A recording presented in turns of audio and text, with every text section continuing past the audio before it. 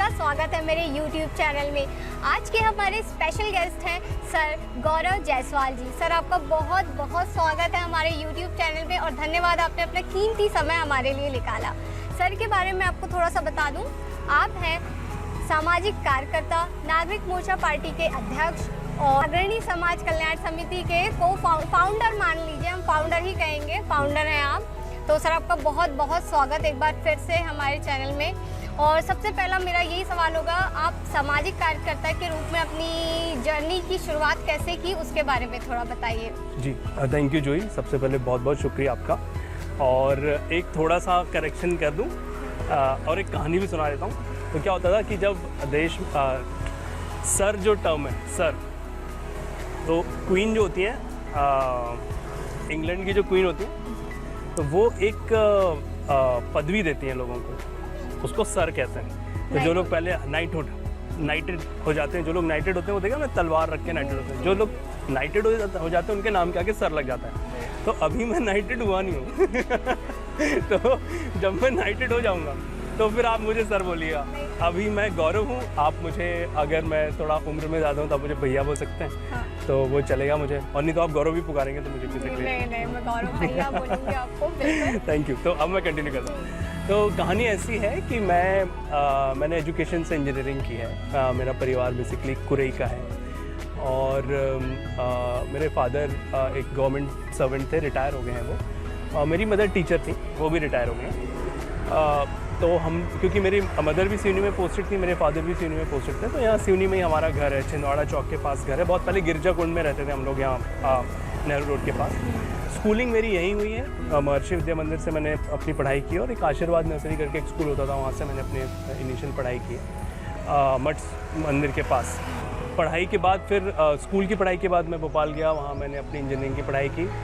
और इंजीनियरिंग के बाद इवन स्कूल के ड्यूरेशन में, क्योंकि आपका क्वेश्चन था कि सामाजिक कार्यकर्ता की जर्नी कहाँ से शुरू हुई, तो मुझे लगता है जब मैं स्कूल में था तो हमारे स्कूल में बहुत सारी ऐसी एक्टिविटीज़ होती थी जो बहुत सोशल एक्टिविटीज़ होती थी। जैसे मुझे याद है एक बार उड़ीसा में तूफ़ान आया था। जब उड़ीसा में तूफ़ान आया था तो हमारे टीचर्स थे, मालवी सर हैं, प्रवीण मिश्रा सर हैं, ठाकरे मैडम थी। हम लोग आज भी इन लोगों से, टीचर्स से जुड़े हुए हैं। तो उन टीचर्स ने हमको इस बात के लिए प्रेरित किया कि आप, क्योंकि देश में एक जगह ऐसी परिस्थिति है तो हमको उनके लिए मदद यहाँ से पहुँचानी चाहिए। तो हम स्कूल के स्टूडेंट्स घर घर गए, हमने लोगों से मदद इकट्ठी की, कुछ लोगों ने पैसे दिए, कुछ लोगों ने कपड़े दिए, और फिर वो सारी मदद हमने यहाँ से उड़ीसा पहुँचाई। तो शायद वो हमारे बहुत इनिशियल प्रोजेक्ट्स थे जहाँ से मतलब मेरी अपनी जर्नी जो है एक सोशल काम की, सामाजिक काम की शुरू हुई। फिर धीरे धीरे ये जब मैं कॉलेज गया तो कॉलेज में भी मैं वॉलंटियर करता था। एक बहुत मज़ेदार संस्था है उसके लिए, जो बच्चों को पढ़ाते थे, जो बच्चे चाय की दुकानों में या रैक पिकिंग का काम करते हैं, कचरा इकट्ठा करने का काम करते हैं, उन बच्चों को दोपहर में पिक करके लेकर के जाते थे, म्यूज़ियम्स में उनको पढ़ाते थे। म्यूज़ियम स्कूल के नाम का एक बहुत सुंदर कॉन्सेप्ट है, अभी कुछ सालों पहले उसको यूनेस्को का अवार्ड भी मिला। तो उस इनिशिएटिव के साथ मैं काम करता था। तो ये मेरी एकदम इनिशियल जर्नी थी सोशल वर्क की। फिर उसके बाद मुझे लगा कि जब मैंने अपनी इंजीनियरिंग ख़त्म की, कुछ साल मैंने नौकरी की, कुछ समय नौकरी की, फिर मुझे लगा कि शायद मुझे मज़ा वो करने में आता है। तो फिर मैं अपनी नौकरी छोड़ करके अब मैं इस काम में। अग्रणी वेलफेयर मतलब सोसाइटी के बारे में आप कुछ बताइए उसके बारे में, और शिक्षालय क्या है, ये दोनों चीज़ आप इससे जुड़े हुए हैं, आपने बनाई है, फाउंडर हैं आप, इस चीज़ के बारे में। अग्रणी संस्था जो है वो बेसिकली पूरा काम शिक्षा पे करते हैं। अग्रणी का कंसेप्ट जो था वो यही था कि हम कैसे दूरस्थ क्षेत्रों में अच्छी शिक्षा पहुंचा सकें। मोटे तौर पे शिक्षा जो है वो, हमारा मानना ये है कि जैसे पीने का पानी हर व्यक्ति का अधिकार है ना, चाहे आदमी गरीब हो, अमीर हो, महिला हो, पुरुष हो, किसी जाति का हो, किसी धर्म का हो, पीने का पानी सबका अधिकार। वैसे शिक्षा जो है वो सबका अधिकार, ये हमारे मौलिक अधिकार है।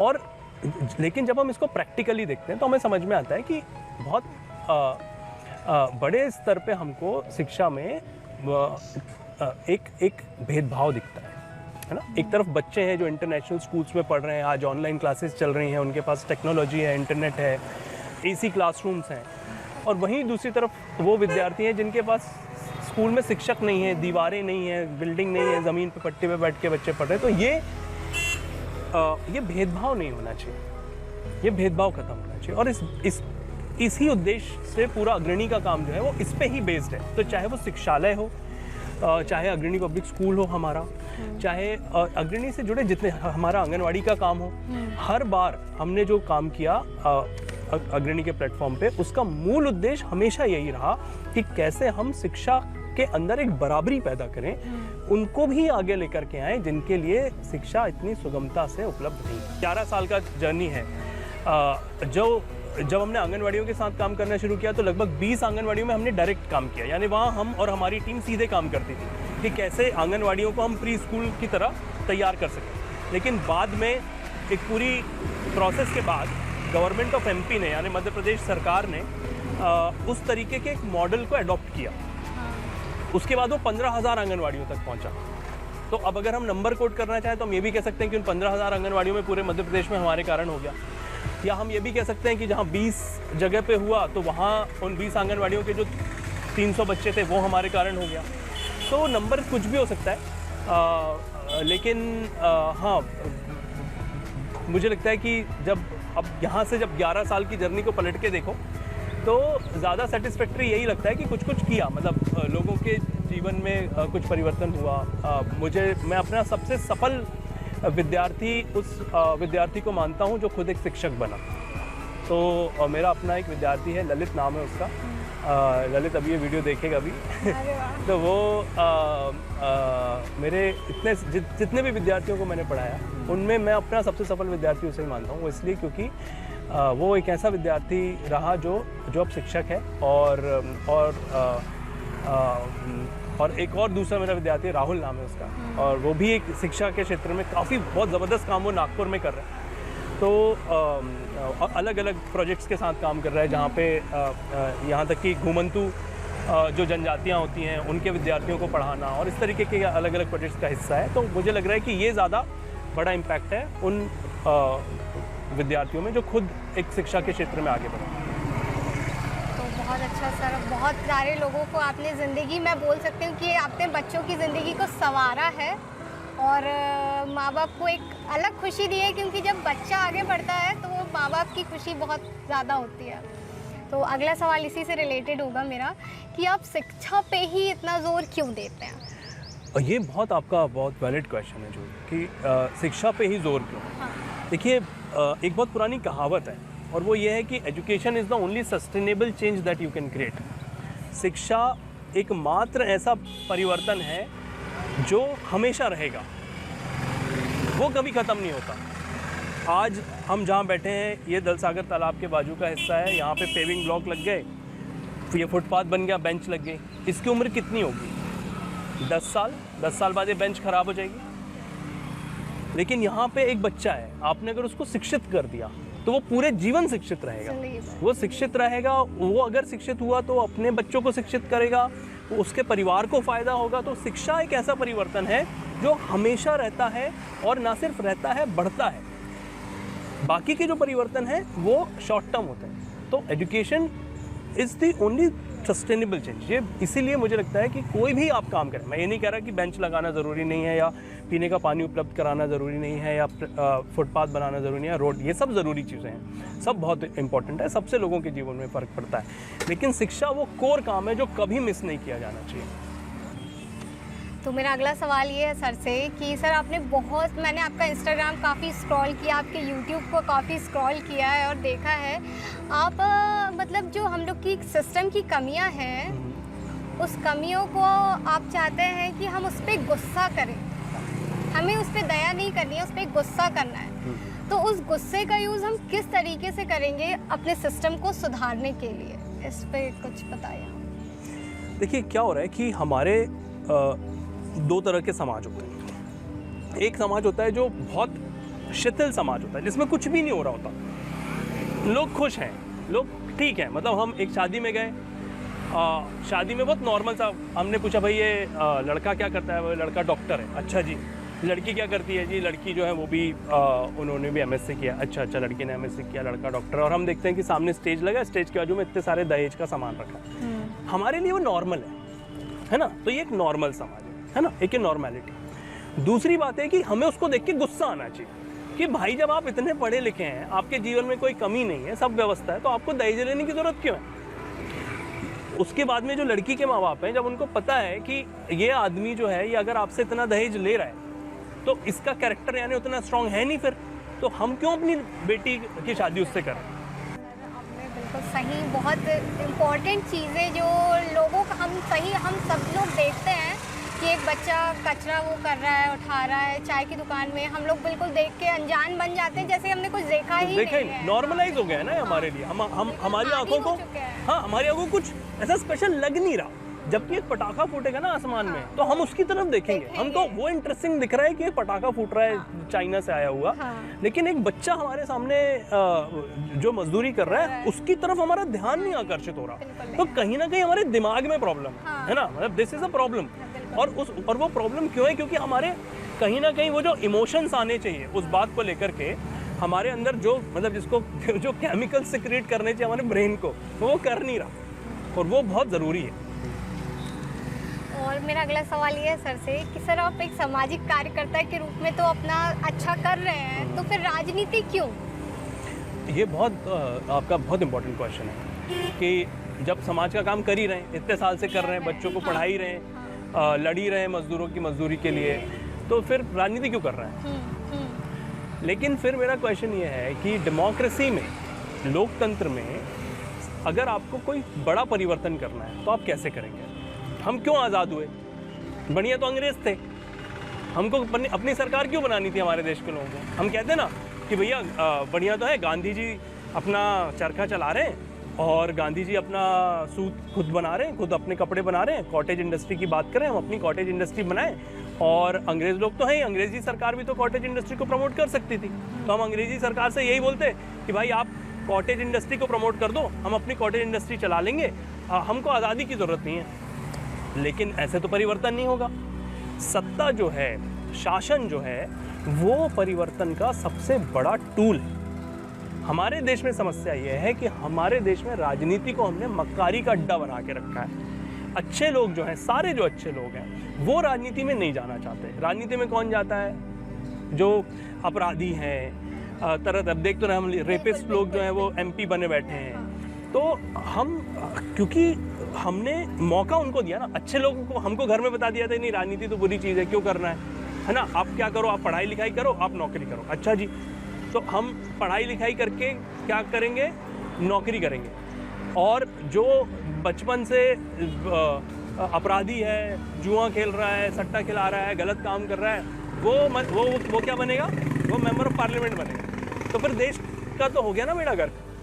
तो जब तक हम अच्छे, जितने भी अच्छे पढ़े लिखे समझदार, और सबसे ज़्यादा इम्पोर्टेंट वो लोग जो देश के लिए कुछ करना चाहते हैं, सिर्फ पढ़ा लिखा होना ज़रूरी नहीं है। देश में बड़ी संख्या में ऐसे लोग हैं जो स्कूली तौर पे शिक्षित नहीं है, लेकिन जहन से बहुत अच्छे लोग हैं, बहुत अच्छा काम करना चाहते हैं, उनकी नीयत बहुत अच्छी है, और अच्छे खासे पढ़े लिखे लोगों से अच्छी नीयत है उनकी। तो वो सारे लोग जिनकी नीयत अच्छी है, जो अच्छा काम करना चाहते हैं, वो राजनीति में आए। राजनीति में आकर के, और देखिए जब नई हवा आएगी ना, तो अपने आप कोई बंद कमरा खोलिए ज़रा 6 साल बाद या 6 महीने बाद, तो आपको उसमें से गंदी स्मेल आएगी। तो ये राजनीति ऐसी सड़ गई है, यहाँ कुछ नई हवा आने की ज़रूरत है। तो जब आप ये खिड़कियाँ खोलेंगे और नई हवा आएगी, नए लोग आएंगे, तो अपने आप वो जो गंदगी है, वो जो सड़न है, वो निकलेगी यहाँ से। तो बिल्कुल सही आपने बोला, जैसे कि नए लोगों की बहुत सच में और ज़रूरत है।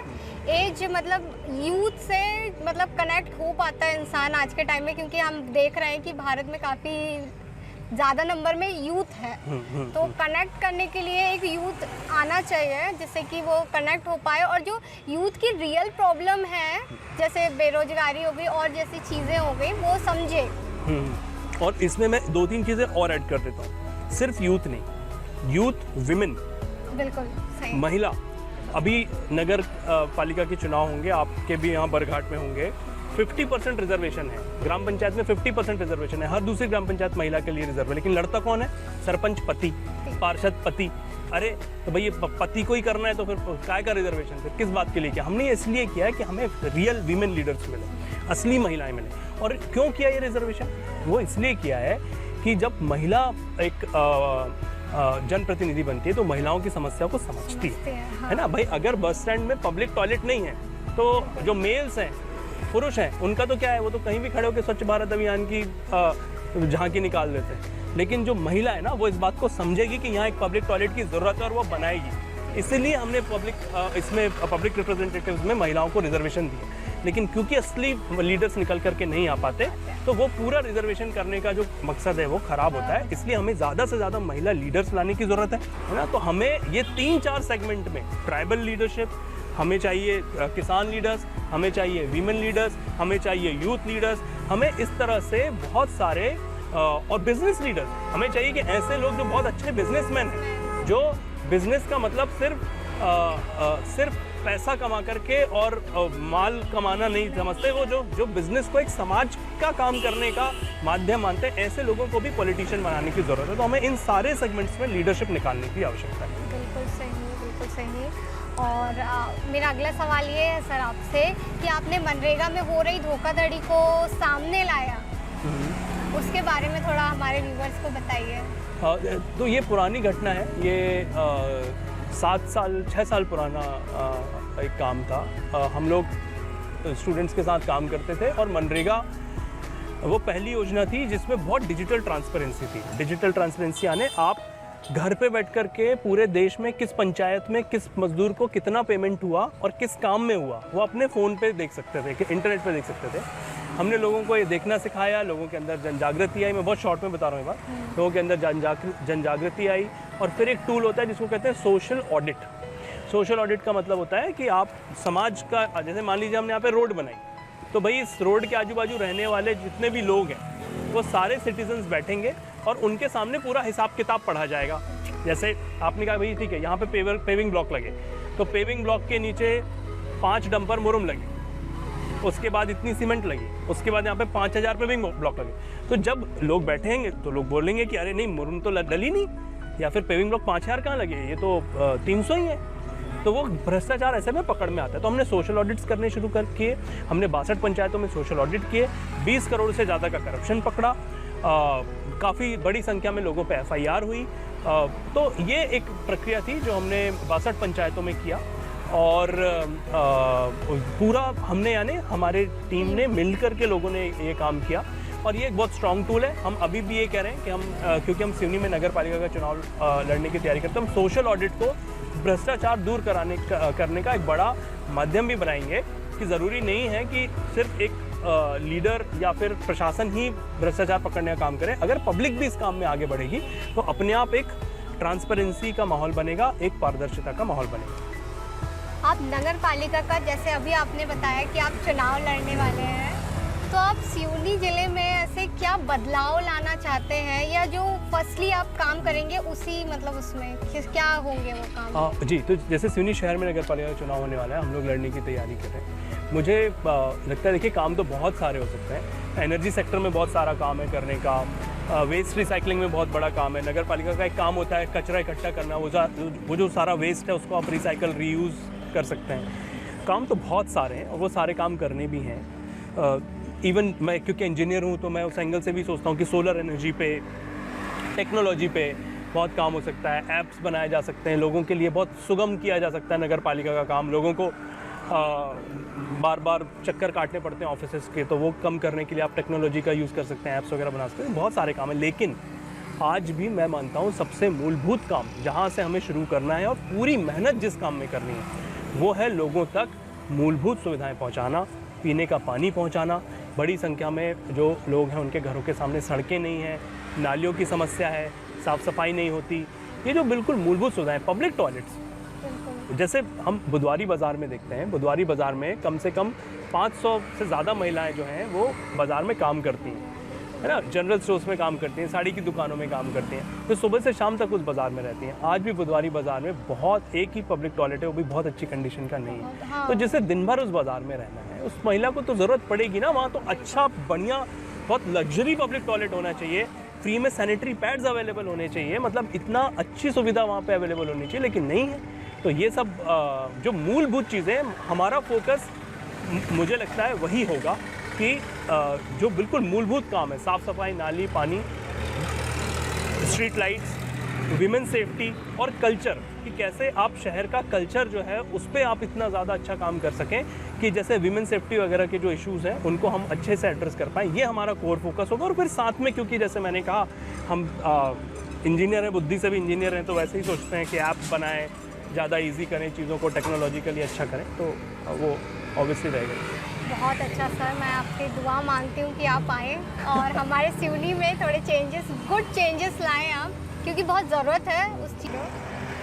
तो और मेरा लास्ट जाते जाते एक लास्ट सवाल जो कि बहुत इम्पोर्टेंट मैं मानती हूँ कि आप 20 से 30 साल के जो बीच के जो युवा हैं उनको क्या सलाह देना चाहेंगे आप, क्योंकि आप खुद यंग हैं इसलिए आप ज़्यादा कनेक्ट कर पाएंगे। ये बहुत इम्पॉर्टेंट क्वेश्चन है और इसलिए मैं इसको सीधे कैमरे पर एड्रेस करके साथियों से कहना चाहता हूँ कि देखिए, जो यूथ है, 20 से 30 साल का जो यूथ है, ये जो एज है ना सर, ये आपकी एज है देश के लिए, समाज के लिए काम करने की। इसका पूरा उपयोग कीजिए। मुझे बहुत कभी कभी परेशानी होती है जब मैं डोर टू डोर कैंपेन में जाता हूँ, मुझे एक यंगस्टर मिलता है, मैं पूछता हूँ आप क्या कर रहे हैं, तो वो कहते हैं कि हम सर कॉम्पिटिटिव एग्ज़ाम की तैयारी कर रहे हैं। कितने साल से कर रहे हैं? 3 साल से कर रहे हैं। तो आप 21 साल से 24 साल तक का समय अगर सिर्फ एक एग्ज़ाम की तैयारी में ख़राब कर देंगे तो फिर ये आपकी बहुत प्रोडक्टिव एज है। कुछ ना कुछ करिए, अच्छी चीज़ें कीजिए, वही कीजिए जो आपको करना पसंद है। आप अपने पैशन फॉलो कीजिए, वो बहुत ज़रूरी है। अगर आप अच्छा लिख सकते हैं तो अच्छा लिखिए, खेल सकते हैं तो खेलिए, स्पोर्ट्स पे कंट्रीब्यूट कीजिए, समाज के लिए कंट्रीब्यूट कीजिए, देश के लिए कंट्रीब्यूट कीजिए, टीचर बन जाइए। कुछ नहीं कर सकते तो पढ़ाइए, सबसे इम्पोर्टेंट अपने आसपास के बच्चों को पढ़ाइए, लेकिन कंट्रीब्यूट कीजिए, पॉलिटिक्स में आइए, सबसे इम्पोर्टेंट पॉलिटिक्स में आइए, देश बदलिए। और पॉलिटिक्स में आने का मतलब सिर्फ यही नहीं कि आप ही चुनाव लड़ें। कोई अगर लड़ रहे हैं तो अच्छे लोग जो आपके आसपास हों उन्हें प्रोत्साहित कीजिए, उनका साथ दीजिए, लेकिन देश के लिए, समाज के लिए काम कीजिए, और ये बहुत ज़रूरी है। और बहुत नहीं कर सकते तो एक बच्चा आपके आसपास जो आपको ऐसा लगता है कि इस बच्चे को कुछ मदद की ज़रूरत है, अगर हम इसको थोड़ा पढ़ा देंगे, थोड़ी इसको साल भर में कुछ किताबों का अरेंजमेंट कर देंगे, थोड़ी इसकी फ़ीस का अरेंजमेंट कर देंगे, तो इसका जीवन बदल सकता है। तो उस एक बच्चे पे अपना कंट्रीब्यूशन कीजिए, लेकिन ज़रूर कीजिए। हम यूथ हैं, हमें ही दुनिया बनानी है। आज हम जो दुनिया बनाएंगे उस दुनिया में आने वाले समय की पीढ़ियाँ जीने वाली हैं, तो ये हमारे ऊपर जिम्मेदारी है। आने वाली पीढ़ियाँ ये ना कहें कि उस जनरेशन ने बहुत ख़राब दुनिया बना के दी है हमें, इसलिए ये हमारी रिस्पॉन्सिबिलिटी है। तो ये था हमारा आज का इंटरव्यू। उम्मीद करती हूँ आप लोग को पसंद आया हो, और सर आपको बहुत बहुत शुभकामनाएं आने वाले चुनाव के लिए।